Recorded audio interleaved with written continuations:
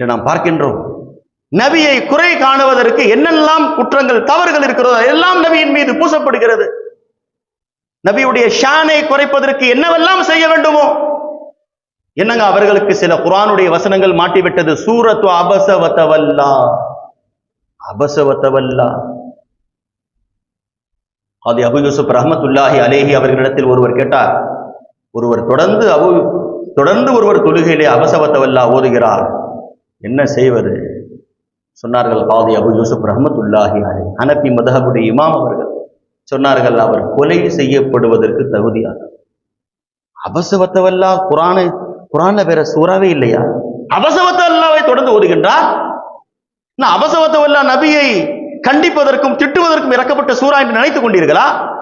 போய் பாருங்கள் கிதாப்களை. அல்லாமா ஃபக்ருத்தீன் ராஸி ரஹ்மத்துல்லாஹி அலைஹி தஃப்சீருல் கபீர் அவர்கள் எழுதிய அளவுக்கு தஃப்சீர் வேறு யாரும் எழுதவில்லை. சூரத்துல் ஃபாத்திஹாவுக்கு ஒரு வால்யூம் 300 பேஜுகள் எழுதிவிட்டார்கள். 30 வால்யூம் அவர்கள் குர்ஆனுக்கு எழுதிவிட்டார்கள். தஃப்சீருல் கபீர் இமாம் ஃபக்ருத்தீன் ராஸி ரஹ்மத்துல்லாஹி அலைஹி அபஸவத்தவல்லாவை பற்றி சொல்லுகின்றார்கள். யாராவது இப்படி தஃப்சீர் செய்ய முடியுமா? அல்லாஹ் எங்கே நபியை கண்டிக்கிறானோ அந்த இடத்துல அபஸ்தன் சொல்ல வேண்டியதானே, ஏன் அபஸ என்று சொல்லிவிட்டான்?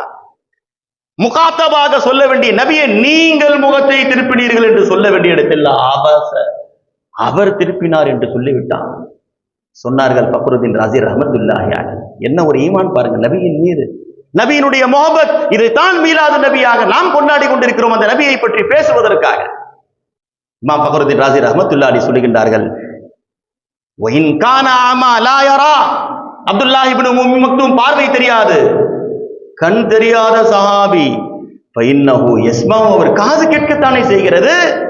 வபி சிமாயி ஹதீஸ் ரசூலில்லாஹ் அவர்கள் காதை கொண்டு நபியினுடைய பேச்சுக்களை கேட்டிருக்க வேண்டுமே. நபி பேசிக் கொண்டிருக்கும் போது இடையில் போவது இருக்கிறது. அப்துல்லாஹ் இப்னு உம்மி மக்தூம் பாவியாக போய்விடுவார். நபி பேசுகின்றார்கள், நபியுடைய பேச்சுக்கு இடைஞ்சலாக கண் தெரியவில்லை, உண்மை காது கேட்கின்றது. காதில் கேட்கின்றார்கள் நபி பேசுவதை. நபி ஒருத்தரிடத்தில் பேசிக் கொண்டிருக்கும் போது அப்துல்லாஹ் இப்னு உம்மி மக்தூம் எதற்கு போவதற்கு யகூனு முர்தகிபன் மாசியா, அவர் பாவியாக ஆகியிருப்பார். ஃபகைஃப யுஆதபு அலைஹி ரசூலுல்லாஹி ஸல்லல்லாஹு அலைஹி வஸல்லம். அப்படி இருக்கின்ற பொழுது நபி எப்படிங்க இந்த ஆயத்தை கொண்டு கண்டிக்க முடியும்? கண்டிக்கப்பட வேண்டியவர்கள் அப்துல்லாஹ் இப்னு உம்மி மக்தூம் தான், நபி கிடையாது. ஃபக்ருத்தீன் ராஸியுடைய ஈமான் இது.